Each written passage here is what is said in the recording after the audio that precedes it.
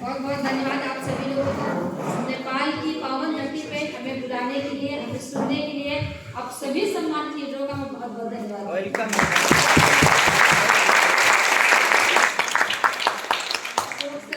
Rohit sir, बाकी जितने भी यहाँ पे लीडर हैं, आप सब लोग हम लोगों के पास नेपाल में दिखा दिए कि क्या ताकत आप लोगों ने मतलब इकट्ठा की है, किस तरीके से आप लोग बिजनेस को आगे बढ़ा रहे हैं और हमें सुनने के लिए इतने लोग आए, इसके लिए तो मैं सच में एकदम धन्य हो गई। बहुत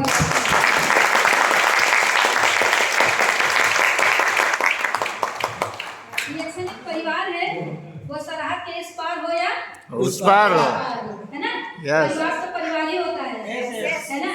तो ये मेरा एक परिवार है जो सरहद के इस पार है और मैं जहाँ पे आई हूँ आज, रिएक्शन जो है ना, तो लोग बोलते हैं ना कि पूरी दुनिया में फैला है, तो मैं जहाँ भी जाती हूँ वहाँ मुझे लगता है कि ये मेरा परिवार ही है ना। जब रिएक्शन की थैला किसी के हाथ में देखो ना, तो अंदर से पता नहीं क्यों आता है कि अरे ये तो मेरे परिवार का कोई व्यक्ति है, चलो क्यों ना इससे बात करें। भले हम उसकी लैंग्वेज नहीं समझ रहे हैं, वो मेरी नहीं समझ रहा है, फिर भी टेंशन नहीं होता है कि चलो देख के थोड़ा मुस्कुरा ही दे, है ना।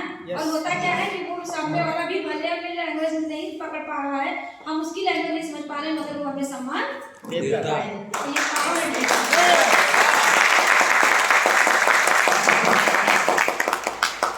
कल से बहुत अच्छा सेशन चल रहा है। मुकेश सर ने बहुत अच्छी अच्छी बातें बताई, मोटिवेशनल है ना स्पीच दी उन्होंने, बहुत अच्छा बताया आप लोगों को। नरेंद्र सर ने बहुत अच्छा बताया है ना, बहुत सरल शब्दों में उन्होंने अपनी कहानी बताई है ना। व्यथा थी थोड़ा, व्यथा के बिना किसी जिंदगी में मतलब कोई कहते नहीं है, जब आपके जीवन में परेशानी नहीं होगी ना, तो आप कुछ करने के लिए उत्सुक भी होंगे क्या। परेशानियां इंसान को जगाती हैं, सोने नहीं देती हैं, उनको आगे बढ़ने के लिए तत्पर करती हैं, उनको मेहनत करने के लिए जागरूक करती हैं। और जो इंसान जिम्मेदार होता है वो इन चीजों को जरूर समझता है और अपने दिन बदलने के लिए ताकत लगा देता है।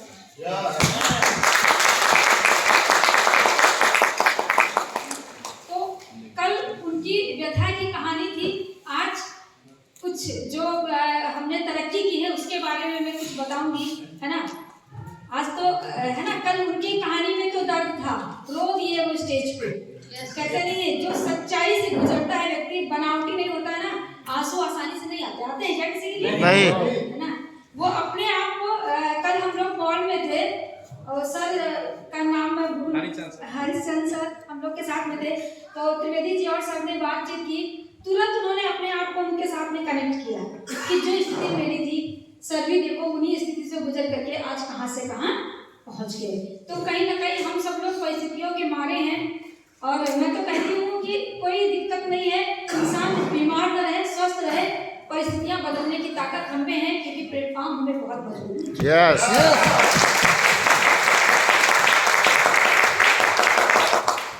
कल व्यथा की कथा सुनी, आज तरक्की की कहानी मैं आपको दिखाना चाहूंगी कि रिएक्शन से क्या क्या तरक्की मैंने की। मेरे लिए तो किसी महिला को हार मिलता होगा, किसी महिला को कार मिलता होगा, किसी महिला को बंगला मिलता होगा, शादी के बाद तो त्रिवेदी जी ने मुझे गिफ्ट में रिएक्शन दिया था, जो मुझे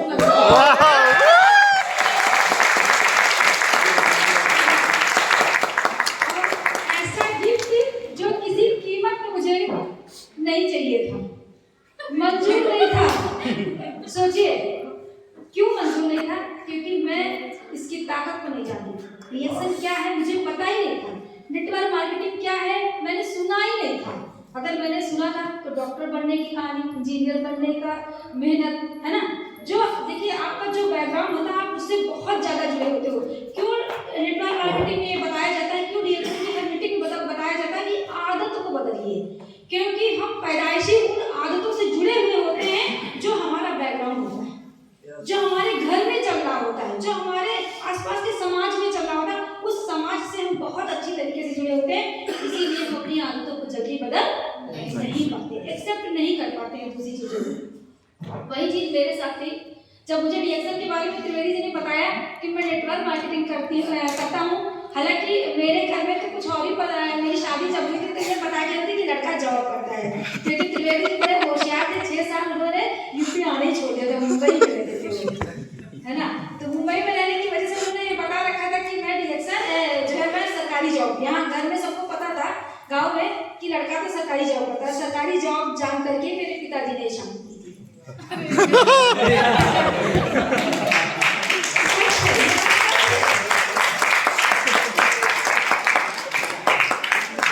और मैं आपको बताऊं, जब शादी के बाद ठीक शादी के दूसरे दिन ये झटका मुझे लगता है जब मुझे कॉफी पीने के लिए दी जाती है कि ये कॉफी पी लीजिए। मैं कही ये कॉफी ये क्या है, क्योंकि जब कोई नई लड़की दुल्हन किसी के घर जाती है तो उसको लगता है कि भाई वो जो अपने घर में खा पी लेती है वो वही खोजती है ना, वो किसी से मांग तो सकती नहीं। मैं भी किसी से नहीं मांग सकती थी। सुबह में मुझे लगा अभी मैं नहा धो के बैठी, मुझे बढ़िया सी चाय नमकीन बिस्किट क्योंकि जो स्वागत होता है वही आएगा, मेरे लिए भी अभी आएगा। तो वहाँ ऐसा कुछ भी नहीं आया, ना कोई नमकीन ना कोई चाय ना कोई बिस्किट। वहाँ से मुझे 3-in-1 कॉफी, तब 3-in-1 कॉफी वो येलो सेशन में आती थी, चौको डिब्बा रहता था, है ना, वो था 2003 में मैं शादी थी। और वो एक कप कॉफी मेरे लिए आई, मुझसे कहा गया कॉफी पी लो। मैं कॉफी को देखते ये क्या है, ये सब मैं नहीं पीऊंगी। तो मेरे से कहा गया नहीं इसको पियो, मैंने कहा मैं इसको नहीं पीऊंगी। तो मैं बहुत जिद्दी थी। मेरा लालन पालन, मतलब हम 3 भाई बहन हैं, जिसमें से मेरे ताऊ जी जो थे उनके कोई बच्चे नहीं थे, तो मेरी दीदी और मेरे भैया को उन्होंने गोद ले रखा था। मैं अपने माता पिता के साथ अकेले रहती, तो आप समझ सकते हो जो अकेले बच्चा होता है उसका कितना लालन पालन किस तरीके से। देखो माता पिता अमीर हो या गरीब हो, हर माँ बाप को अपने बच्चे प्यारे होते हैं, है ना, हर माँ बाप को अपने बच्चे प्यारे होते हैं।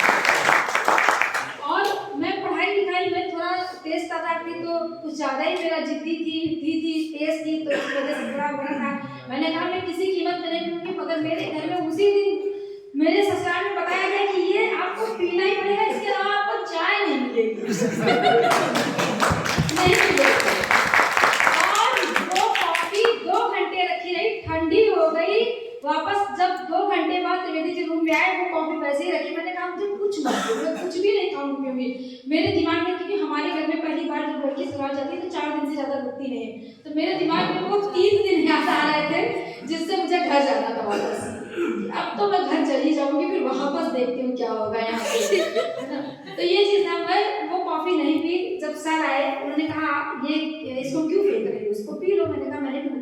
तब वो सच्चाई वहां पर बोली यही कॉफी आपको जिंदगी भर पीनी।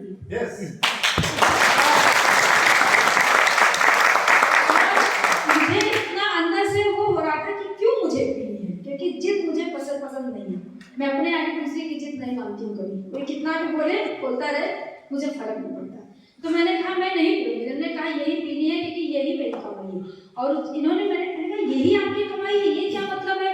तब जा करके इतना बोल करके ये फिर बाहर चले गए। और मैंने अपनी जिठानी की लड़की से पूछा कि चाचा करते क्या है, मुझे सच सच बताओ, ये कमाई ये सब क्या चल रहा है यहाँ पे। तब मेरी जिठानी की लड़की ने बताया क्यों चाची आपको पता नहीं है, चाचा जो है कंपनी में काम करते हैं। उसने भी मुझे जाके दिखाया, वो एक सूटकेस था, फिर इतने सारे डब्बे थे। बोली ये डब्बे हैं, ये कॉफी है, ये चाय है, ये बेचते हैं। सोचो मेरा क्या हुआ होगा। मुझे तो ऐसे लग रहा था किसी ने मुझे पेड़ पे चढ़ाया हो, नीचे से पेड़ को काट दिया हो। मैं गिरी और मुझे एकदम चिकोटी काटे तो एकदम सुन्न थी। यही दिमाग में था कि जल्दी से घर जाऊं, घर वालों से बोलूं कि क्या गुनाह किया था जो आप लोगों ने मेरे साथ इतना बड़ा धोखा किया। मैंने ऐसा क्या किया। अगर इतना ही मैं पहुंचती तो मार देते, मुझे फेंक देते, मुझे कुछ भी कर देते, मगर इतना बड़ा झूठ। क्योंकि जिंदगी में जब आपके साथ कोई इतना बड़ा होता है ना, देखो हर धोखा अच्छा नहीं होता है, मगर हर धोखा खराब भी नहीं होता।